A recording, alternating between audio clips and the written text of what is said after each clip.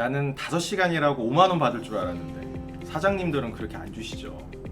오늘은 대학생 여러분들께서 아르바이트를 하실 때 지급받을 수 있는 소득의 종류에 대해서 한번 구분을 해보고 이에 대한 궁금증들을 해결하는 시간을 가져보고자 합니다. 아르바이트를 하고 지급받을 때 그냥 다 지급받는 게 아니죠. 우리가 지급받을 금액에서 원천세라고 하는 거를 떼는데요. 원천세도 지금 아르바이트 같은 경우는 일용 근로자로 구분될 수도 있고 사업소득 지급자로 구분될 수가 있을 것 같아요. 8.8%는 기타 소득으로 지급될 텐데 그건 이제 좀 추후에 말씀을 조금 다시 드리고요. 일단 아르바이트 같은 경우 가장 많이 지급받게 되는 어떤 소득의 구분으로 따지자면 일용 근로소득이 될 거예요.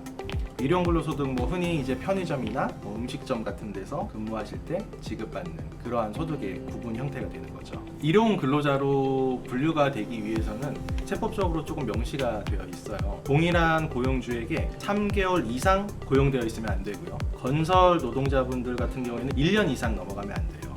근로를 제공하는 일이나 시간에 따른 성과에 따라서 어떤 근로소득을 산정을 해야 됩니다. 3개월이 넘어가면 이제 상용 근로자로 구분되겠죠. 그 일당에서 15만 원을 무조건 공제를 해줍니다. 공제한 후에 지금 소득세 누진세율 체계 하에서 가장 낮은 세율인 6%를 적용을 해서 산출세액을 산출을 하고요. 일률적인 공제율인 55%를 적용을 해서 납부세액을 산출하게 됩니다. 정리를 하자면 일당에서 15만 원을 공제한 다음에 6%의 세율을 적용하고 곱하기 1-55%, 즉 45%만 적용을 해서 실질적으로 이제 납부하게 될 세액을 계산하게 되고요. 이 금액이 1,000원 미만인 경우에는 소액부징수라고 해서 세액을 징수하지 않습니다. 즉 납부할 세액이 없다는 의미입니다. 그리고 이렇게 계산한 일용직 근로소득에 대한 원천세에 대해서 매년 5월에 종합소득세 신고를 해야 하는지에 대해서 궁금증이 많으실 텐데요. 결론부터 말씀드리면은 종합소득세 신고를 하지 않는다입니다. 일용 근로소득세에 대해서는 원천징수를 할 때 이를 완납적 원천징수라고 해서 원천징수로서 납세 의무를 종결하게 됩니다. 종합소득세 신고를 할 필요가 없습니다. 그렇기 때문에 일당이 15만 원이 안 된다면 15만 원 미만이라면 납부할 세액이 없는 거죠. 일용직에게 적용되는 그 산식을 적용했을 때 납부할 세액이 가장 적습니다. 생각을 해보면 일용직들에게 어떤 납세 협력 의무를 기대하는 게 좀 무리가 있겠죠. 그래서 15만 원을 그냥 일당에서 공제를 하고 세율도 그냥 6% 그냥 단일 세율을 적용을 해주고 공제율도 그냥 단일 55%를 공제해 주는 게 그러한 거죠. 납세 협력 의무를 이들에게 이행을 시킨다는 게 좀 어렵기 때문에 최대한 단순화한 거죠.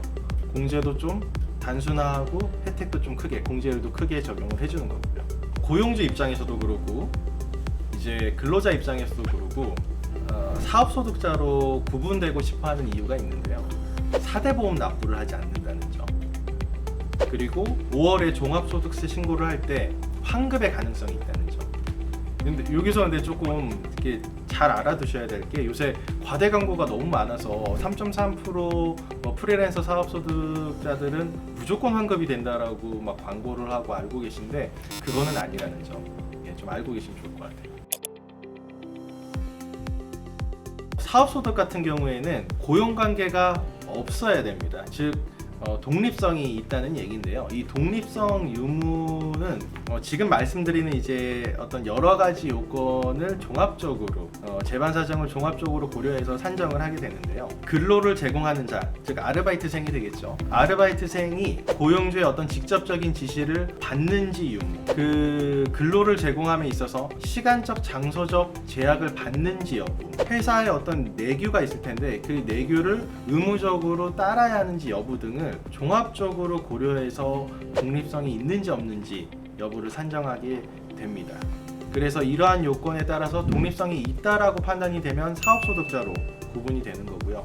그게 없으면은 일용 근로자로 구분되는 게 맞겠죠. 과세 체계를 한번 얘기를 해보면 사업소득으로 인해서 총 수입 금액이 있겠죠. 거기에 대해서 필요경비를 빼고 나면은 그 금액을 사업소득 금액이라고 하고요. 누적공제를 빼면은 과세표준이 되고요. 과세 표준의 세율을 적용을 하면은 세액이 나오는 거고요. 그 세액에서 또 세액 공제를 빼고 기납부세액을 빼고 나면 내가 납부해야 될 차감 납부할 세액이 나오는 거죠. 내가 원천세 매달 납부한 원천세가 기납부세액으로 해서 가령 세액공제까지 빼서 내가 납부해야 될 세액이 100인데 내가 매달 납부한 원천세를 합한 금액이 120이면 20만큼 환급받게 되는 거죠. 내가 원래 납부해야 될 세액은 100인데 120을 납부했기 때문에 그래서 20을 환급받는 거죠. 반대의 경우가 될 수도 있겠죠. 계산을 해서 내가 납부할 세액이 100인데 내가 매달 납부한 원천세가 80밖에 안 됐다면 20을 내야 되는 거죠. 3.3% 지급자들, 프리랜서 사업소득 지급자들도 이들이 이제 납부한 원천징수는 예납적 원천징수라고 해서 5월 종합소득세 시즌에 무조건 종합소득세 계산을 해야 되는 거죠. 타소득과 합산을 해서. 그러니까 다른 소득과 합산을 해서 종합소득세 세율 체계 하에서 계산이 되기 때문에 20을 납부해야 될 이런 상황이 프리랜서 사업소득자에게도 발생을 할 여지가 충분히 있는 거죠. 그래서 무조건 환급받는다고 생각을 하시면 안 되는 겁니다. 필요 경비가 어느 정도 되는지, 금액을 창출함에 있어서 얼마나 많은 필요 경비 항목이 있었는지, 개개인별로 얼마나 많은 소득공제, 세액공제를 적용받을 수 있는지가 관건이 되는 거죠. 근데 사업소득 지급자 같은 경우에는 어떤 이 공제 항목에서는 사실 적용받을 수 있는 게 크게 없어요. 근로소득자는 흔히 알고 계시는 청약저축이라던가 신용카드 사용분이라던가 의료비라던가 이런 것들은 사업소득 지급자한테는 다 적용이 안 돼요. 근로자만 적용이 돼요. 그래서 통상적인 경우에는 한 인적공제 정도, 추가로 이제 소상공인 공제부금 납부액, 요 정도 공제된다고 보면 될 것 같아요. 특히나 이제 프리랜서 사업소득 지급자들 같은 경우에는 과세관청에서도 뻔히 알고 있죠. 사실 이들에 대한 필요 경비로 인정받을 만한 내역들이 그리 많지 않다라는 걸 알고 있기 때문에 그래서 이제 이 프리랜서 사업소득 지급자들 같은 경우에는 기장을 한다고 하죠. 장부 작성을 통해서 내가 수입 금액을 벌어들임에 있어서 적절한 어떤 증빙 자료에 의해서 경비로 지출했다는 것을 인정받는 이러한 과정을 거쳐야 되는 거죠.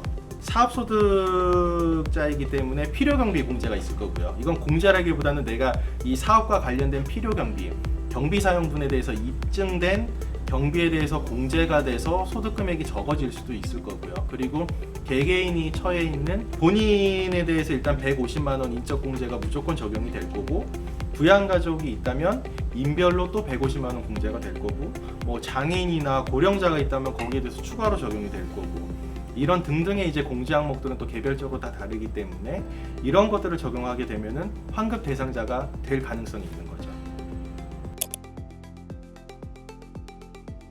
그러니까 간단하게 한번 아무 공제 항목이 없다고 봤을 때 내가 이제 3.3%로 지급을 받았을 때는 100을 벌었으면 3.3원을 원천세로 내겠죠. 그리고 5월에 종합소득세 신고를 할 때 아무런 공제 항목이 없었다면은 이 100에 대해서 적용되는 나의 실효세율이 적용되는 세율이 6%면은 6을 내야 되는 세액이 되는 거죠. 근데 나는 3.3을 냈으니까 2.4를 더 내야 되는 거죠. 근데 가진 이제 공제 항목들을 공제한 다음에 나의 과세 표준이 100보다 적게 되고 거기에 따른 적용되는 세율이 50에 2%다 하면 1원이 내가 납부해야 될 세금이 되겠죠. 나는 3.3을 냈기 때문에 2.3을 돌려받게 되는 거죠. 그러니까 원천세라는 건 사실 간단하게 이제 납세 협력 의무도 조금 덜고 과세관청 입장에서는 어떤 조생정에서도 굉장히 편리하잖아요. 일정 부분을 다 걷어놨으니까 세수 평준화도 도모할 수 있고 그러한 것들 때문에 일단은 그렇게 하는 거죠. 언제나 든든한 세무 전문가가 당신의 미래를 책임집니다. 구독, 좋아요, 알림 설정 부탁드려요.